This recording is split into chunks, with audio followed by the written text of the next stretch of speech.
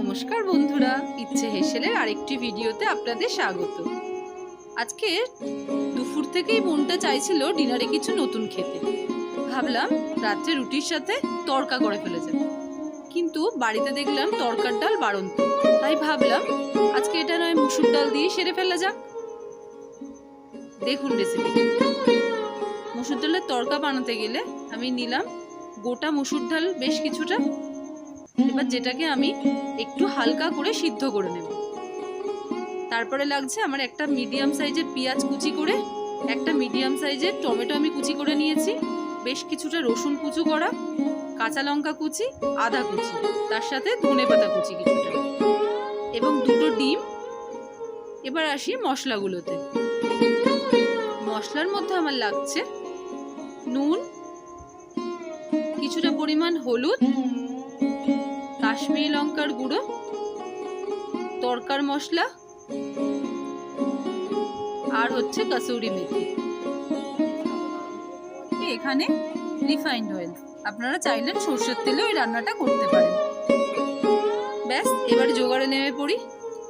প্রথমেই আমি ডিম দুটোকে ফাটিয়ে নিয়ে একটু নুন মিশিয়ে ভালো করে ফেটিয়ে নিয়েছিলাম, দিয়ে কড়াইতে অল্প তেল গরম করতে দিয়ে দিয়েছিলাম।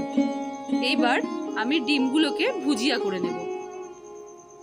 ব্যাস, কড়াইতে ডিমগুলো দিয়ে দিলাম, দিয়ে বেশ খুব ভালো করে নাড়াচাড়া করে নিয়ে লাল লাল করে আমরা ডিমের ভুজিয়াটা করে নেব।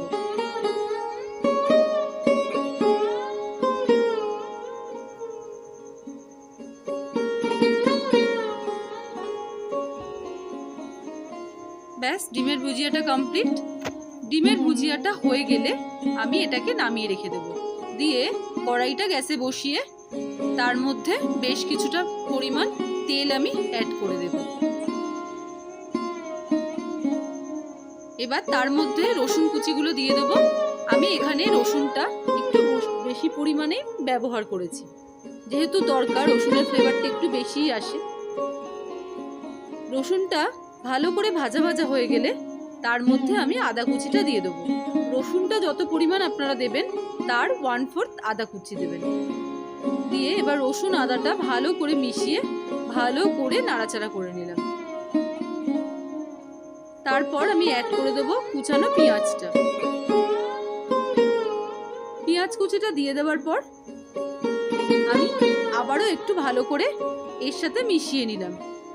তাহলে পেঁয়াজ, রসুন আর আদাটা ভালো করে ভাজা ভাজা করে নেব। নিয়ে টমেটোটাও আমি অ্যাড করে দেব।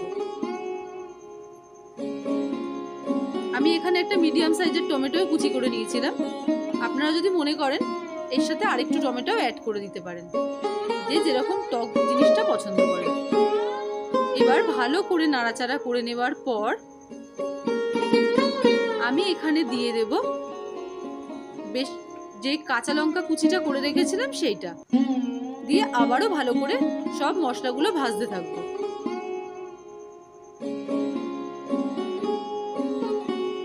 এখানে এই ভাজাটা কম ফ্লেমে বেশ লাল লাল করে ভাজাটা হবে।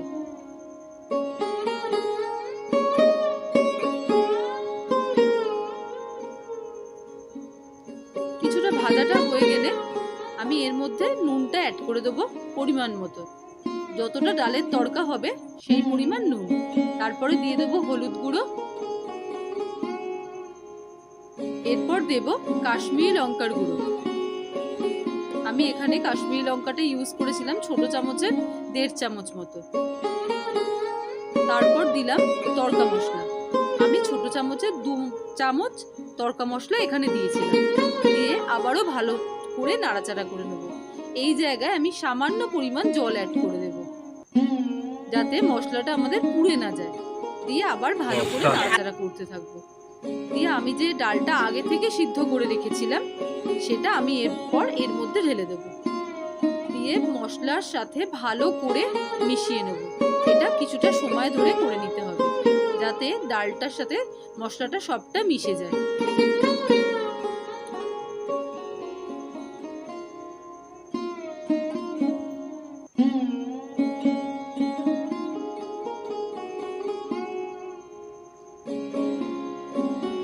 ব্যাস, আমার ভালো করে ডালটার সাথে আমি মশলাগুলো মিশিয়ে নিয়েছি।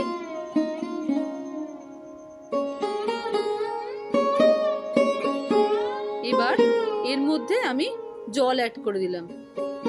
আমি যেহেতু বেশি ঝোল পছন্দ করি না, সেই হিসাবে আমি গ্রেভি রাখবো একটু। আর অ্যাকচুয়াল তরকাটা হয়ও গ্রেভি। ব্যাস অল্প পরিমাণ জল অ্যাড করে দিয়ে নাড়াচাড়া করিয়ে নিলাম। তারপর আমি যে ডিমের ভুজিয়াটা করে রেখেছিলাম এটাও এর মধ্যে মিশিয়ে দিলাম।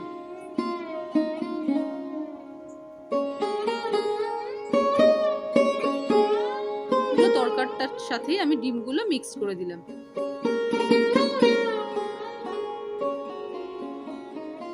তারপর আমি এখানে ধনেপাতাটাও অ্যাড করে দেব, দিয়ে ভালো করে আবার তরকারির সাথে মিশিয়ে নিলাম ধনেপাতাটাও। ব্যাস তাহলেই রেডি আমাদের মসুর ডালের তরকা। একবার এটা ট্রাই করে দেখবেন, অবশ্যই ভালো লাগবে। ঠিক আছে, আজকের মতো টাটা।